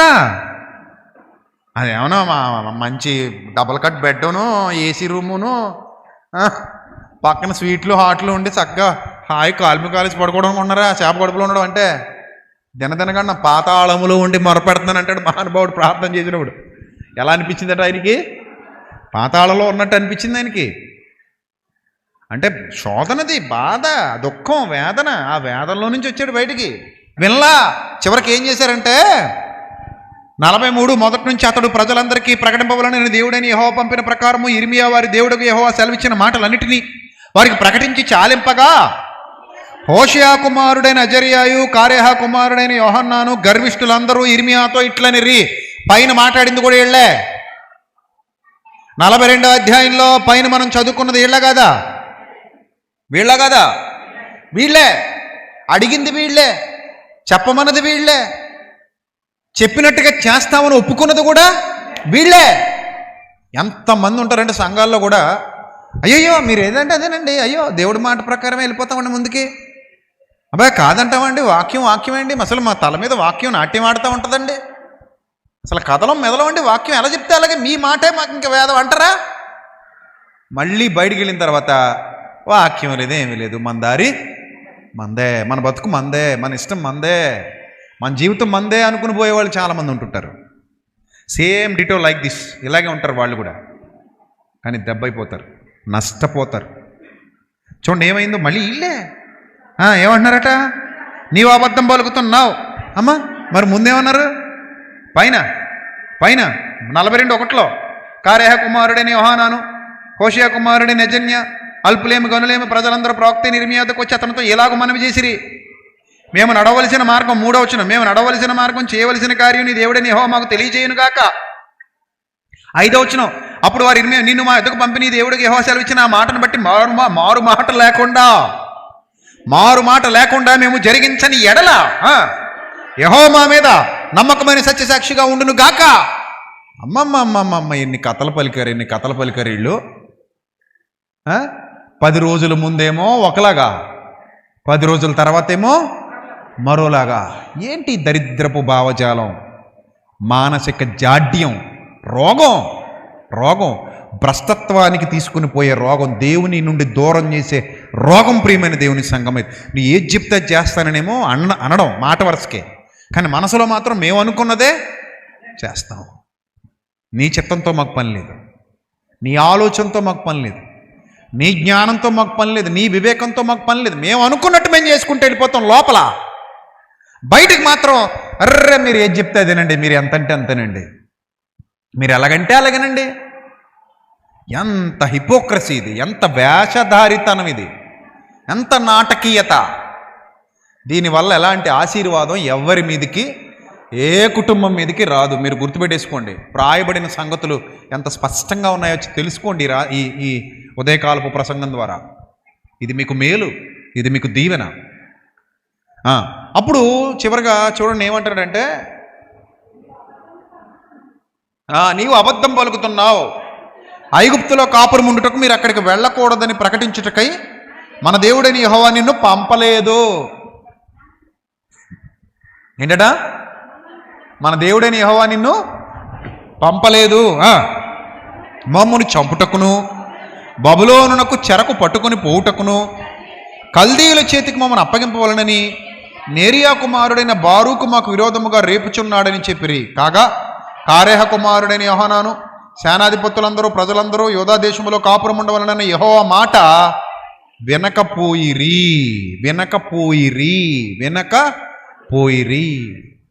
చూడండి, దేవుని మాట వినకపోవటం వారికి వాడుక, వారికి అభ్యాసం. అయితే వారి హృదయంలో ఉన్న చెత్త ప్రకారం చేద్దాం అనుకున్నారు, చేశారు, నష్టపోయారు, చేశారు, చెడిపోయారు, చేశారు, పాడైపోయారు. అందుకే ఫైనల్గా మీ అందరికీ చెప్తున్నాను, నరుని హృదయములో ఆలోచనలు అనేకములుగా పుట్టును, చివరికి యెహోవా యొక్క తీర్మానమే స్థిరము. అందుకే మీరు ఎప్పుడైనా ఏ పని తలపెట్టినా ఒకటే, ముందు హృదయం నిండా వాక్యం నింపుకొని రెడీగా ఉండండి. ఇది ఆయన చిత్తానికి అనుకూలమా వ్యతిరేకమా మీ మనస్సాక్షి మీకు చెప్పేస్తుంది, దేవుని వాక్యం మీకు చెప్పేస్తుంది. లేదా సేవకుడిని అడగండి, సేవకుడు చెప్పేస్తాడు, ఏమండి మేము ఇది ఇలా ఈ రూట్లో వెళ్దాం అనుకున్నాం, ఇది దేవుని చిత్తమా కాదా, ఇలా చేయడం కరెక్టా కాదా, దేవుని సేవకుని అడిగితే దేవుని సేవకుడు చెప్తాడు. లేదు మీరు విన్న వాక్యం మీ హృదయంలో ఉంటే మీ హృదయమే మీకు సాక్ష్యం పలుకుతుంది, ఇది నువ్వు వెళ్ళేది రైట్ వేయా, రాంగ్ వేయా, కరెక్టా కాదా అనేది. అప్పుడు దేవుని చిత్తం కాకపోతే నువ్వు అందులోకి వెళ్ళకపోవడమే మంచిది, నువ్వు ఆ రూట్ గుండా వెళ్ళకపోవడమే మంచిది. లేదు నేను వెళతాను అని గుడ్డిగా ప్రయాణం చేస్తే ఖచ్చితంగా ఏమైపోవాలి, నష్టపోవాలి. ఆయనకు అనుకూలమైన మార్గాలలో మనం విజయాలు సాధించగలం తప్ప ఆయనకు అసహ్యమైన మార్గాల గుండా వెళ్ళి మనం విజయాలు సాధించడం అంత ఈజీ కాదు. కాబట్టి జాగ్రత్త. ఇదిగో చూసారా, నిన్న మొన్న ఆ పాస్టర్ ఎవరో కొయ్యి పాస్టర్ అట, అన్ని అబద్ధాలు. ఫస్టే చెప్పాను మీకు, సెమినార్లో చెప్పాను అబద్ధాలు అతను చెప్పేవి అని. ఇటు పున్నమనాగు సినిమా అతను చూసి తీశారా, అసలు పున్నమనాగు సినిమాయే అబద్ధం. అది ఊహా చిత్రం, కల్పిత పాత్రలు, కల్పిత కథ, అబద్ధపు చిత్రం అది. సినిమాలన్నీ చాలా వరకు కల్పితాలే ఉంటాయి. ఊహాజనితంగా ఉంటాయి. చిన్నప్పటి నుంచి పాము విషం పట్టిస్తా ఉంటే పాము అవుతాడా? పొరలు ఉడతాయా? అసలు ఎక్కడైనా నిరూపణ ఉంటుందా? దానికి ఉండదు. విషం కొక్కుతా ఉంటారా? సో ఇది అబద్ధాన్ని ఒక సినిమాగా తీస్తే ఇదట ఇతని కథట. చిరంజీవి గారు పిలిపించుకున్నారట, హీరోయిన్లకు వాకింగ్ చెప్పాడట, పచ్చి అబద్ధాలు చెప్పు తిరిగాడు ఆ మనిషి. చెప్తే చాలామంది అయ్యో లేదండి ఆయన ఎస్టీలు కోయ భాషకి ప్రఖ్యాతి కల్పిస్తున్నాడు అంటే, మొన్న నాకు ఒక గూడెం నుంచి ఒక ఎస్టీ ఒక ఆయన ఫోన్ చేశాడు. సార్ నేను ఎస్టీ కులానికి చెందినోడిని, మీరు మొన్న మాట్లాడింది విన్నాను, కావాలనే మీకు ఫోన్ చేశానండి. జరిగిన విషయం ఏమిటంటే అది అసలు కోయ భాష కాదండి, అది అసలు మా జాతి భాష కాదు, అది మా పాట కాదు, అది అసలు మా భాషే కాదండి, అతను అబద్ధికుడు అని చెప్తున్నారు వాళ్ళు ఫోన్ చేసి. మోసేశారు. నిన్న చూడండి ఆ జబర్దస్త్ ప్రోగ్రామో ఏదో ప్రోగ్రాం జరుగుతుంటే దానికి పోయాడు ఆయన. పోయి వాళ్ళు చేసే వెకిలి చేష్టలన్నిటికీ, వాళ్ళు చేసే డబల్ మీనింగ్ కార్యక్రమాలన్నిటికీ, వాళ్ళు చేసే పనికిమాలిన కార్యక్రమాలన్నిటికీ వెళ్ళి అక్కడ సపోర్ట్ చేసి ఆ ప్రోగ్రాంలో పాల్గొని వచ్చాడంటే దీన్ని బట్టి మీరు అర్థం చేసుకోండి, అనేకులైన అబద్ధ ప్రవక్తలు లోకములోనికి బయలు వెళ్ళుదురు. కాబట్టి ప్రతి ఆత్మను నమ్మక ఆయా ఆత్మలు దేవుని సంబంధమైనవో కావో పరీక్షించండి. వాక్యం లేని ప్రతివాడు దేవుని సేవకుడు కాడు, కాలేడు. సర్వసత్యాన్ని అనుసరించని వాడు దేవుని సేవకుడు కాడు, కాలేడు. లోతైన జ్ఞానంలోనికి వెళ్ళని వాడు ఆత్మ పూర్ణత కలిగిన వాడు కాడు, ఎప్పటికీ కాలేడు. 100 మంది 100 సంఘాలకు పిలిపించుకుంటే వాళ్ళకి సత్యం తెలియదు కాబట్టి పిలిపించుకుని ఉండొచ్చేమో కానీ, వాళ్ళు సత్యం ఎరుగక అలాంటి వారితో జత కూడి ఉండొచ్చేమో కానీ, ఇలాంటి పనికిమాలిన పనులు చేసి దేవుని నామాన్ని అవమానపరుస్తూ వెళ్ళి లోక సంబంధమైన కార్యక్రమాల్లో డ్యాన్సులు వేసి, లోక సంబంధమైన కార్యక్రమాల్లో అపహాస్యపు డబల్ మీనింగ్ మాటలకు చేయూతనిచ్చి వచ్చేవాడు దేవుని సేవకుడు కాడు. ఈ లోక సంబంధమైన పేరు ప్రఖ్యాతుల కోసం, లోక సంబంధమైన వాటి కోసం వెంపర్లాడేవాడు దేవుని సేవకుడు కాడు. కాబట్టి అదంతా ఒక ట్రాష్. అది కొంతమంది ఏదో కొంచెం షార్ట్ స్కిట్లు లాంటివి చేస్తూ ఈ కొయ్యి కొయ్యి అని పాడినప్పుడు ఇది మంచి పాటే అని పిల్లలతో చెప్పించడం, అది మంచి పాట. అది అర్థం ఏంటో తెలియదు, ఎవరికి తెలియదు, అందులో ఏముంది ఎవడ, అసలు కోయ భాషే కాదని చెప్తున్నారు గుడి నుంచి ఫోన్ చేసి చాలామంది విశ్వాసులు. మాకు ఉంటుందండి కానీ భాష, ఇది మా భాష కాదండి, ఈ భాష మా భాష కాదు అని చెప్తున్నారు వాళ్ళు. కానీ జనం లోకం ఎంత మాయలో ఉంది, ఎంత అజ్ఞానంలో ఉందో మీరు ఆలోచన చేయొచ్చు.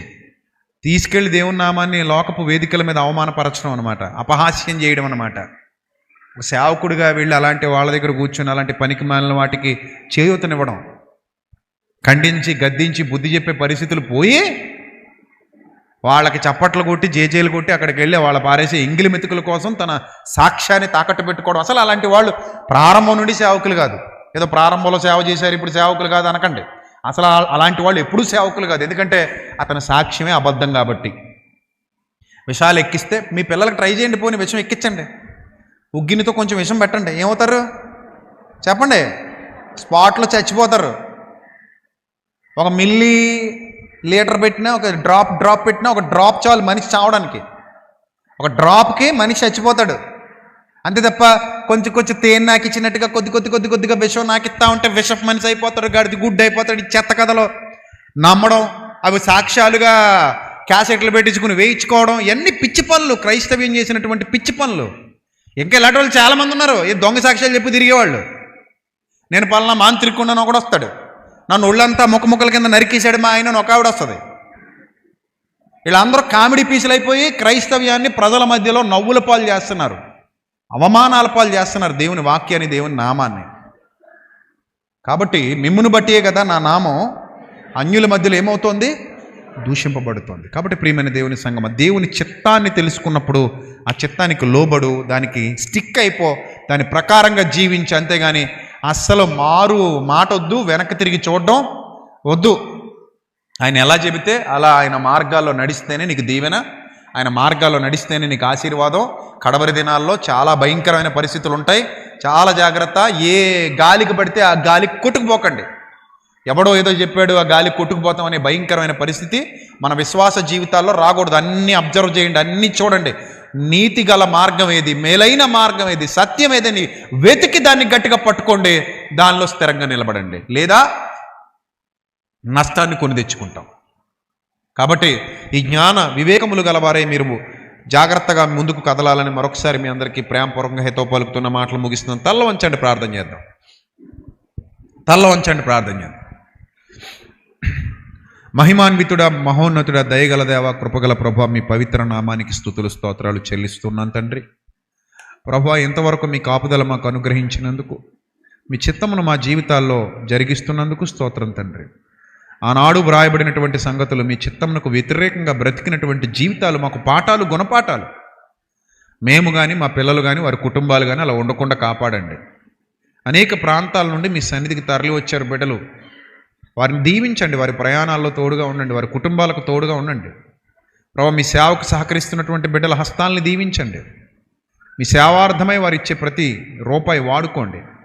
మీ సేవను జరిగించండి, ఇంకా బలంగా అనేక మందికి దీవెనకరంగా, మీ నామానికి మహిమకరంగా జరిగించండి తండ్రి. ప్రతి మాట వారి హృదయాలలో ఒక తోట వలె దిగి, వారి హృదయంలో ఉన్న అంధకారాన్ని, చీకటిని తొలగించినట్లుగా మీ సహాయమును పంపించండి. మీ జ్ఞానముతో ఉదక స్నానము చేయించండి తండ్రి. భ్రష్టు పట్టిపోతున్న క్రైస్తవ సమాజాన్ని బాగు చేయడానికి మీ జ్ఞానం ఇవ్వండి, వివేకం ఇవ్వండి తండ్రి. తొట్టిల్లిపోతున్న ఆత్మీయ జీవితాన్ని మేల్కొల్పడానికి మీ సహాయమును పంపించండి. మీ చిత్తం యొక్క సంపూర్ణతలోనికి నడిపించండి.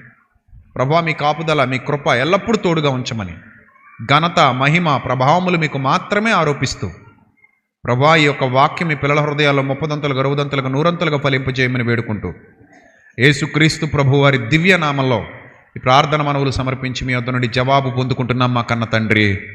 ఆమెన్.